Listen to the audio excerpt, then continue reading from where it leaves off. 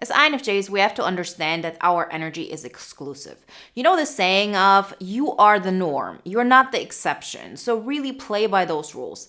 This doesn't work for us. We have tried. So many of us have experienced so many situations where we tried to be the norm, where we wanted to have a normal interaction with people and it never works out. There's always some kind of trigger, there's always some reaction that tells you you're different. So it's time we accept that once and for all, and we start treating our energy as something that needs exclusive access. This is not something we can give away because of the goodness of our heart or because we have good intentions for other people. We have to be careful with this energy and really use it intentionally. So today we're talking about 5 signs that your energy is still too accessible and how to change that entire paradigm. Before we get started, I want to remind you I've created a new poster for you, the INFJ Mastery. You can download it through the link in the description. And if you want to take it to the next level, then either get the INFJ Epic Life audio guide or join our amazing community of INFJs in the INFJ Epic Life Bootcamp. Everything you need to know, you can find through the links in the description. Sign number 1, you give away deep conversations to people who have not earned it. I understand this need. I understand this urge for us to want to talk to people on a deep level because of several reasons. Reason number 1 is we just love it. That's where we live. That's our natural tendency.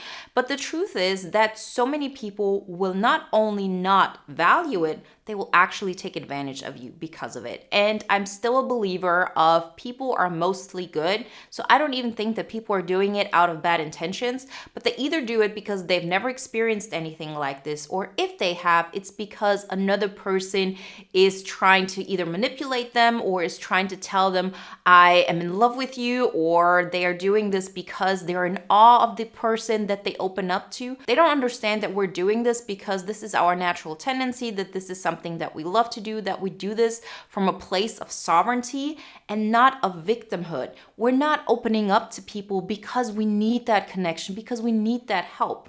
We're doing this because it's who we are. And so the question is, should I really neglect who I am? Should I really diminish who I am just to please others? No. But know that this is something of value. This is not something you just give away to people because you can. Because it is something that you have to protect. And you have to protect it because once you open up to a person and you connect with them and they don't appreciate it, this will drain your energy, you will feel taken advantage of, and you will feel misunderstood and completely disregarded. So please always make sure how is a person acting towards you. You don't have to lean into depth and take them there with you. If they want to stay superficial, stay with them on a superficial level. If it naturally goes towards a deep conversation, great. But don't pull people into that deep space with you. They have to willingly go there. They have to show you that they're ready for it. And they have to prove to you that this is something that they value and that they respect. Because if you don't show that, people will keep on taking and they will take advantage of you. They will feel they can be all of themselves. They will feel like they can lash out and you won't do anything about it. Because at the end of the day, if people believe that you're just opening up to them because you need a connection and they have no idea from what kind of PowerPoint you're doing this, it will always cause some kind of confusion. That being said, please don't believe that you have to give up having those deep conversations with people. You can have them, of course, but people have to first prove that they are worthy of it.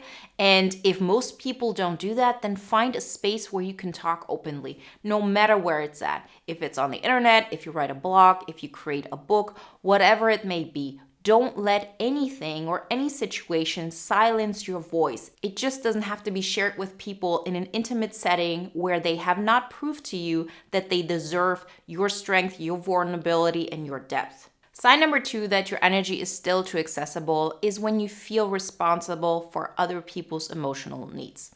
So this is a little bit controversial, but please listen to me. I have experienced this many times. I've worked with so many INFJs who've gone through this. In bootcamp, this is something we continuously talk about when we are in our relationship management pillar, because if we don't set boundaries, we automatically feel responsible for other people's emotional needs. It seems like I'm the only one who can see what's going on with you. I'm the only one who can see your pain. So of course, I'm going to feel responsible for it. And that is actually a situation where your energy is too accessible. Because if you feel like it's your responsibility to fix other people's emotional needs, you automatically are going to give more than that relationship actually deserves. And this is not coming from a place of, oh, make sure you're not giving more than you're getting back. Like, I'm not for that. I know that we as INFJs, it's in our nature to want to help people. It's in our nature to want to help people elevate, to help people find themselves and their truth and all of that. And this is not something we ever have to give up. But we also have to understand that it's not our responsibility for other people to find their balance. We cannot save them. It's not possible. We can't guide them. But the only way this works is if you set really firm boundaries. And in this example, this means that just because somebody is in pain, that does not mean that you're the one responsible of fixing it. Because if you can fix it from a place of power and you can give some encouraging words, great. But that's not how it plays out most of the time. Most of the time, it means that person is in some deep hole and you actually have to go in there with them. You have to diminish your own energy. You have to make yourself small. You have to connect with them on their frequency so they can actually receive your help. And we've all done that and we know it doesn't work. It just doesn't work.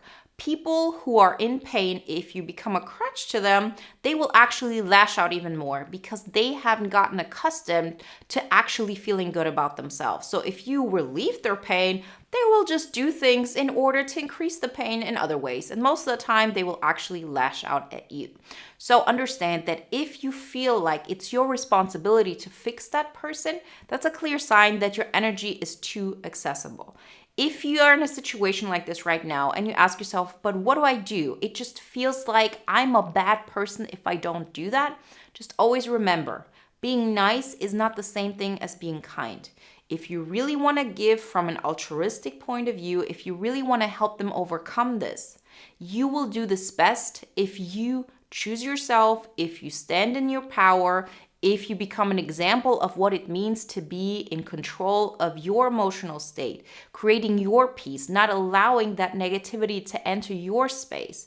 And through that, you actually become an example of what they can do for themselves. That's the only way you can really help people. And through that, you're really making sure that if they want to connect with you, they actually have to get better for themselves. And people will either rise up to the challenge or they will go their separate way. But you cannot lure them into believing in themselves. You cannot lure them into healing themselves. It doesn't work. And so don't feel responsible for them just because you can. If you have the urge, but I need to help, this is who I am, I get that. That's why I have this channel. Find a healthy outlet. Find a way to help people who are actively looking for your mentorship, where that dynamic is clear. Because think about it, isn't it that in most situations where you feel responsible for healing another person or helping them, they are not aware of it? If you would ask them, they would never say, yes, that INFJ is helping me out right now. I respect them as a guide, as a mentor, as somebody who inspires me, and I value their insights. No. Most of the time, they will think that you're friends, that you're working on eye level, that there's nothing you put more into the relationship that they're putting into. So they're not even aware of that dynamic. So when you have a situation like this, always remember, if I want to give because this is who I am, completely get that. Let's figure out what your purpose is, how to give while being who you are and not neglecting that. That's also a huge part in bootcamp.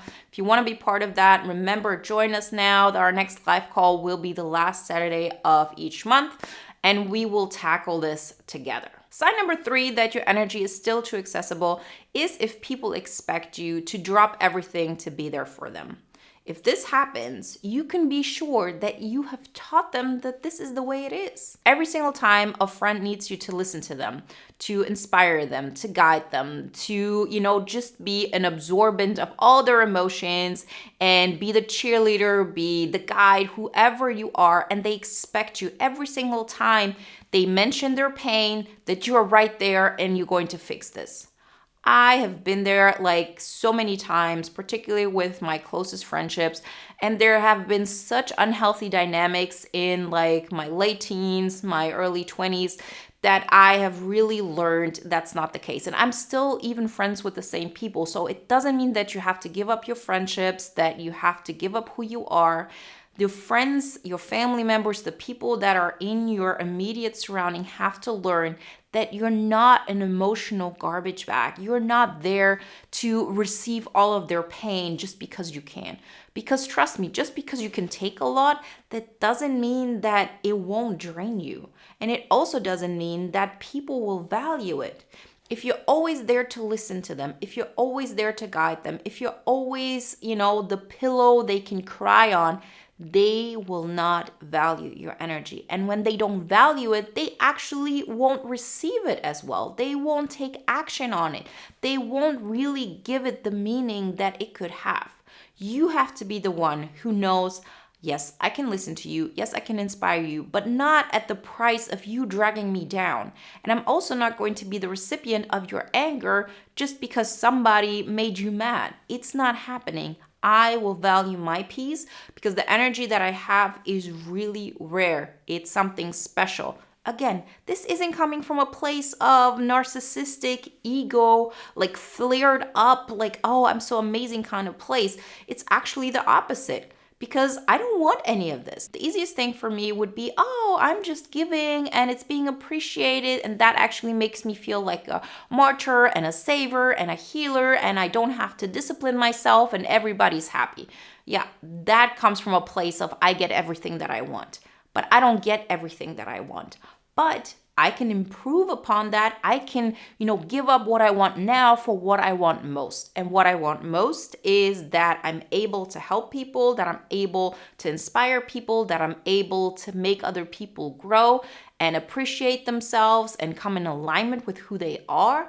And the only way I can really do this is if I make sure that my energy is protected, that it's not readily available for everybody because it is rare, it is potent, and it is just something that has to be treated very specifically. So just take it as a form of self-preservation. It's something that we have to learn. And through that, everybody's going to benefit. Even the friends that have come to you for comfort, they will know not to continuously put themselves in situations, in relationship dynamics that drain them. We all have to learn what is a healthy approach for ourselves and for us. It's all about making sure that our energy is protected. We don't have that much of it, right? It is very potent. It has to be used with intention. We can't give it out freely. We don't have enough of it. We're not extroverts who have so much energy to give. So we have to be very intentional how we use our energy. In bootcamp, for example, we have an entire pillar on physical energy management because our energy has to be managed. It's something that has to be improved upon. It's something that has to be protected. And it's something that has to be really directed in a very specific way towards what we want most. So we have to make sure that we really remove all distractions, even if those distractions seem like, oh, I can help my friend who needs me right away. It feels like a quick fix. It feels like, oh, I'm valuable in that moment, but it doesn't really lead to long-term improvements, neither in our friends' life nor in ours. Sign number 4, people take your kindness for granted. So this is a very interesting topic if you ask me, because I go through life and I feel that people should be able to see my strength. It's a wrong perception, of course, but I go through life and I make space for other people. I allow them to be themselves. I make room for them. And for me, it's so obvious that I'm doing this out of a place of I have this to give. I can make space for you. So you should be able to see what I'm sacrificing for you in that moment. I'm not doing this because I want something in return, but I do believe that people kind of see that this comes from a place of power. They don't. So this is something that I have to continuously remind myself, even now, to this day, that this is not something that is just understandable for other people. And again, it's nobody's fault, but we have to be the ones who become conscious of this. People think if you're being kind to them, if you're allowing them to take advantage of you because of their pain, because that's what we do. We allow people to kind of like step over our boundaries because we think, yeah, but they're suffering right now. They're going through so much. There's so much internal pain. And I want to let them know it's all right. You can, really be all that you are. You can let out your emotions. We want to give people that opportunity because we wish somebody would give that to us. But it's not something another person can value. And if they don't value it, they're not going to understand that they have to change and become a better version of themselves in order to get access to that. So please have compassion for other people, have understanding. There's no way they can know. They will assume you're weak. They will assume you're passive. They will assume that you want them to take the lead and you're probably just like this follower of theirs and you want to be in their energy and around them and what they got to offer in life. And you just kind of want to suck on their energy sort of thing. They will not be aware what you're doing for them. And because they're not aware of it, it won't even help them this much either. So if people don't understand how kind you're being to them right now, that you could really just up and leave, that you don't need this, that you're doing this because you want to be generous, they will not respect this. And afterwards, they're probably going to feel horrible about this. They're going to question themselves. They're going to feel embarrassed that they, felt like you're weaker and that they could take advantage of you. They're probably even doing this on a subconscious level. It's not like a conscious thought, oh, I'm going to take advantage of that person. It's just people who are in pain, people who are, not healed yet. And, at the end of the day, nobody is. It's a normal thing to kind of put that negative energy towards us. So understand our kindness has to be earned. We don't give it out freely. And if we give it out freely in a sense of, I just want there to be a space where I can just give without worrying that it's going to be taken advantage of, that people are not going to value it, make it through an outlet that really allows you to position yourself in this way. So for me, this channel helped me a lot because it gave me space. It's not really towards the closest people in my life. I can give without expecting anything in return. And when I first started this, this wasn't anything that was supposed to be my business or that I can live off. This was more of my way of giving back in an environment that felt safe to me. And there's so many ways you can do this. Just know that you have to let people know that you're strong. You have to let people know that you will go your way. You'll have to let people know that you're going to stay in your sovereign path and you're not going to be taking off that path just to make them comfortable for a moment. Because then once you show kindness, they will really appreciate it. They will recognize that there is a benchmark of where you are and how much you're willing to deviate for them for a moment before you really pull back. But if they don't see those two areas, they will think that you're always at this place that is all just open and that everybody can take advantage of, when in fact you are just being kind towards that specific person for a particular reason, and they have no idea how you actually can hold on to your power if you really want to. And sign number 5 that your energy is too accessible is when you feel exhausted but you feel guilty for pulling back. As INFJs, we get told so often we should be doing more. Why are we so exhausted? What is this thing? Why do you need so much downtime? And I've heard that from the closest people in my life. And I used to get really defensive in those moments because I felt like, I don't have that much energy. This is really a lot for me. I cannot do physically exhausting things like other types can. And if you feel like you have to explain yourself, you have to prove yourself, you will always keep giving more than you actually should. Because if you bring it back to the fact of my energy is potent, it's not something that can last forever. It's not an energy that is generative over and over again if I give people access to it. We will get exhausted from things that might not exhaust other people, but that doesn't make us weaker. We know how powerful we can be if we just lean into who we are. So when you're in a situation like this and when you feel like I'm exhausted, but if I pull back, I will feel guilty because people around me will think I'm weak. People around me will think I'm not pulling my weight. People around me will think that, I think I can just get away with it. Always remind yourself, well, this is what I need. My energy is potent. My energy is unique. My energy has to be protected by me. I want it to be normal like everybody else. Guess what? I'm not. So now let's really tap into this. And if people compare you to other people, make you feel like you're weak, then let them think that. As painful as it may be, as uncomfortable as that may be, but let them know that treating you like this, like you should be giving more, is not something you're accepting. They're either going to accept you and respect you as an individual who needs a lot of recharge time, a lot of alone time, somebody who needs to protect their energy, because only then you can be the best version of yourself. If they can't see you from a perspective of this is something that's valuable, you need to either cut them off or really distance yourself to them. And I've had situations like this with close family members, and everything changed because I've learned not to speak back from a place of, no, that's not true, I'm doing so much and that kind of thing, but just say like, you talk to me like this, I'm just going to put my energy somewhere else. You think I'm weak? Okay, then I'm going to give even less. Because I can tell you one thing, when you become distant to the closest people in your life, when you really make sure that you're not really interacting with them from a place of warmth, of understanding, of compassion, they will feel it. And they will feel that this is not something they want. I always like to give the example of, you can tell a kid, don't touch the hot stove.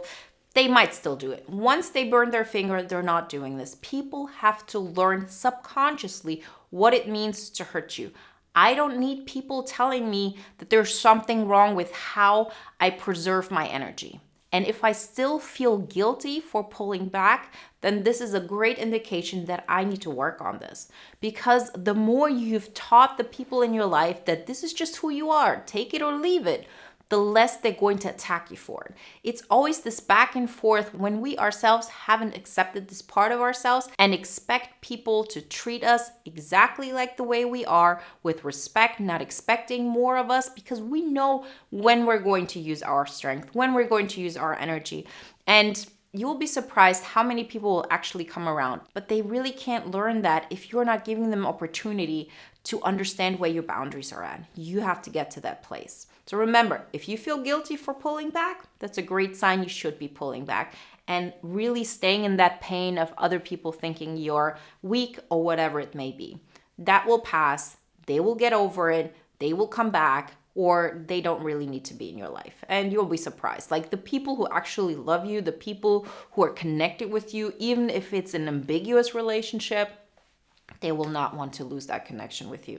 But you have to be the one who really sets the tone of what you need in order to feel good about yourself. Remember, if you want to take it to the next level, first get the poster on INFJ Mastery, and then either get the audio guide or join our boot camp. The next live call is going to be all about prosperity. And in our current world, we know this is very important, particularly for us INFJs, because we don't want to give up on who we are. We don't want to make compromises in order to feel safe. And we really have to learn how to create prosperity, abundance, safety for ourselves without neglecting our core values and our inner peace. So if you want to join us, you can do this through the link in the description. We also have a payment plan. So all is readily available to you. If you have questions, write us at info@wenzes.com.